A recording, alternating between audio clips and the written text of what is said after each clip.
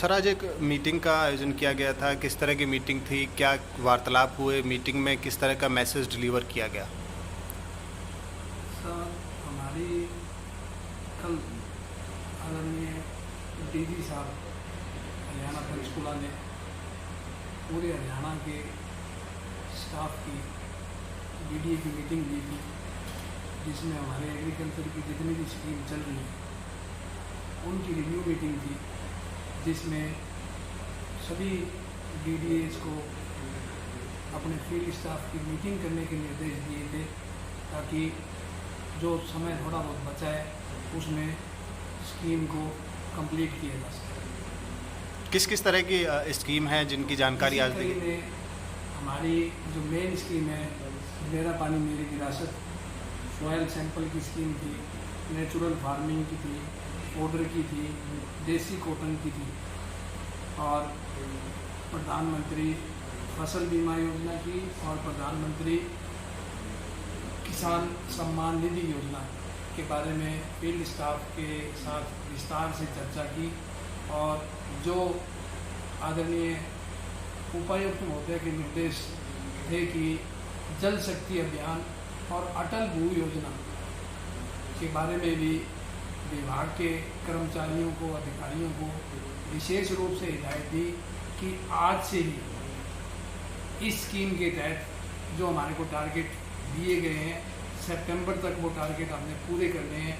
तो आज से ही हमारा कृषि विभाग एक विशेष मुहिम के तौर पर इन दोनों स्कीमों को लेगा, और बाकी जो स्कीम का टारगेट बचा है उसको जल्द से जल्द पूरा करने का भी आह्वान किया है, क्योंकि मेरा पानी मेरी विरासत में हमें जो टारगेट दिया गया था वो हमने पूरा कर दिया। उसके बाद हमने लगभग 500 एकड़ का टारगेट एक्सीड करना है, लगभग 1200 के आसपास। तो बहुत से किसान भाइयों ने धान की जगह यहाँ पे कॉटन लगा रखी है, जिनकी अभी रजिस्ट्रेशन नहीं हुई। तो फील्ड स्टाफ को ये हिदायत दी गई है कि 3 या 4 दिन में जो किसान बच गए उनकी रजिस्ट्रेशन करके इसको बाइंड अप किया जाए, ताकि किसानों को जल्दी से जल्दी डीबीटी के माध्यम से वेरिफिकेशन करके पेमेंट दी जा सके। जल योजना में किस किस तरह की किसान को फ़ायदा होगा? सर, जल शक्ति अभियान और अटल भूजल योजना में हमारे कृषि विभाग को किसानों में जागरूकता कैंप लगाने के लिए और धान की सीधी बिजाई के लिए, और मेरी पानी मेरी विरासत, और जो कंस्ट्रक्शन के इरिगेशन के हैं वो इरिगेशन डिपार्टमेंट को, या हमारे एएससी और सॉयल कंजर्वेशन का जो डिपार्टमेंट है उनको टारगेट दिए गए, ताकि ज़्यादा से ज़्यादा किसानों को जल शक्ति अभियान के बारे में जागरूक किया जा सके। क्योंकि आदरणीय प्रधानमंत्री जी की ये विशेष मुहिम है कि आने वाली पीढ़ी के लिए हमने जल को बचाना है, जल को संरक्षित करना है। इसी कड़ी में हम इस अभियान पे जोरों से चलाए। जो आप बता रहे हैं कि कैंप लगाने की हिदायत दी गई है, किस किस तरह के कैंप लगाए जाएंगे? उसमें जानकारी किस तरीके से दी जाएगी? सर, इसमें मेन जो फील्ड स्टाफ को जानकारी दी जाएगी वो किसानों के कैंप लगाने हैं, जिसमें किसानों को जल शक्ति अभियान के बारे में बताया जाएगा कि ऐसी फसल लगाएं जैसे धान की फसल ना लगाएं। धान के विकल्प के रूप में जैसे मेरा पानी मेरी विरासत है, या धान की सीधी बिजाई है, या पाउडर का है, मूंग का है, और दालों का एरिया है, उसको बढ़ाया जाए, ताकि जल की ज़्यादा से ज़्यादा बचत हो सके। कोई मैसेज डिलीवर करना चाहेंगे सर? मैसेज हमने अपने फील्ड स्टाफ को पुशअप कर दिया कि ज़्यादा से ज़्यादा किसानों के बीच में जाएं, सुबह शाम जल शक्ति अभियान के तहत कैंप लगाएं, ताकि जल्दी से जल्दी टारगेट भी पूरे किए जा सकें और किसानों को इन दोनों अभियान के बारे में ज़्यादा से ज़्यादा जागरूकता। सर, आज नैनो यूरिया को लेकर एक आपने कैंप आयोजित किया था। नैनो यूरिया है क्या और इसके फ़ायदे क्या हैं किसान? सर, नैनो यूरिया जो हमारी यूरिया है दानेदार, उसका एक बेहतर विकल्प आने वाले दिनों में साबित होगा। इस कड़ी के तहत जो हमारे पीछे आदरणीय प्रधानमंत्री जी ने नैनो यूरिया के प्लांट का इनॉग्रेशन किया था, और पिछले साल से इसका प्रचार इफ्को संस्था द्वारा जोर शोर से चलाया जा रहा है। कई डेमोस्ट्रेशन भी लगाए थे।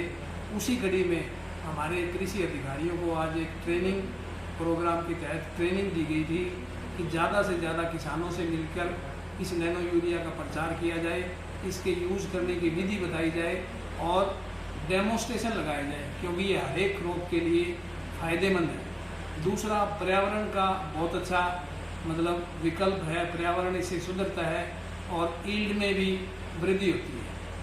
तो पिछले 5-6 किसानों के व्यूज़ हैं जो आने वाले टाइम में आपसे इंटरेक्शन भी कराएंगे, उन किसानों का इंटरव्यू भी लेंगे जो जिन किसानों ने अपनी गेहूं की फसल में इस प्रोडक्ट का यूज़ किया था, क्योंकि इस बार फरवरी के एंड में ही टेम्परेचर बढ़ गया था, तो बहुत जल्दी गेहूं पक गई थी, जिसमें हमारे जो गेहूं का दाना है उसका पूरा विकास नहीं हो पाया और वो पतला रह गया। लेकिन जिन 5-7 किसानों ने डेमोस्ट्रेशन लगाया था, उन किसानों ने ये बताया कि हमने लगातार 2 बार नैनो यूरिया का स्प्रे किया है, तो कम से कम 15 दिन तो हमारा टेम्परेचर मेंटेन रहा और गेहूं का दाना भी पूरा डेवलप हुआ, उनकी ईल्ड भी 50 मन से ऊपर आई है। तो मैं मेरे स्टाफ के माध्यम से सभी किसान भाइयों से, आपके चैनल के माध्यम से भी किसान भाइयों से अनुरोध करूंगा कि वो कम से कम एक डेमो की तरह 1 एकड़ में नैनो यूरिया का प्रयोग करें, ताकि उनको ये पता लग सके कि दानेदार यूरिया और नैनो यूरिया में क्या डिफरेंस है, जिसमें खर्चा भी कम आता है और लेबर की भी दिक्कत ख़त्म होती है। सर, जिस तरीके से खाद की किल्लत हमेशा रहती है, हर बार खाद की किल्लत आ रही है, तो उसका क्या ये विकल्प, अच्छा विकल्प, बेहतर विकल्प बनेगा? आने वाले टाइम में ये दानेदार यूरिया का अच्छा विकल्प है। अभी फ़िलहाल जो हमें पता लगा है कि पीछे जैसे यूरिया की थोड़ी बहुत शॉर्टेज आई थी, जब किसानों ने इसको अडॉप्ट किया था, इससे किसानों को काफ़ी फ़ायदा भी हुआ है और सस्ता भी पड़ा है। इसमें एक विकल्प ये भी है कि किसान फंजीसाइड का या इंसेक्टिसाइड का किसी फसल पे स्प्रे करता है, उसके साथ मिलाकर भी इसका प्रयोग किया जा सकता है। यानी किसान के लिए। क्या नाम सर आपका? रोहतास कुमार। रोहतास जी, आप इफ़को में किस पद पर कार्यरत हैं? चीफ फील्ड मैनेजर के रूप में कार्यरत हैं। आज कृषि विभाग कार्यालय पर किस तरह का कार्यक्रम आयोजित किया गया? आज हमने नैनो जागरूकता अभियान के अंतर्गत जो हमारा फील्ड स्टाफ है कृषि विभाग का, जिसमें DO है, BTM है, सुपरवाइज़र हैं, उनके लिए हमने नैनो यूरिया के बारे में उनको विस्तृत जानकारी दी, जिससे कि वो किसानों के दिन प्रतिदिन संपर्क में आते हैं और वो किसानों को इसके बारे में बता सकें, जिसके लिए उनको हमने पूरी तरह से पूरी तकनीकी जानकारी, जिसमें किसी तरह की उनको कोई किसान की दुविधा है उसको उसका समाधान कर सकें, इसके लिए हमने जानकारी दी है। जैसे नैनो यूरिया कब प्रयोग करना चाहिए, कैसे प्रयोग करना चाहिए, उसमें ये है कि नैनो यूरिया एक दानेदार यूरिया का बेहतर विकल्प रूप है, जो एक हमारी 45 किलो का बैग यूरिया होता है, उसके एक की बोतल ये 500 ml की बोतल उसके बराबर है।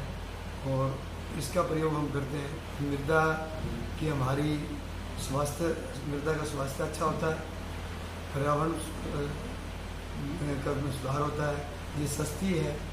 दूसरा, इसके साथ साथ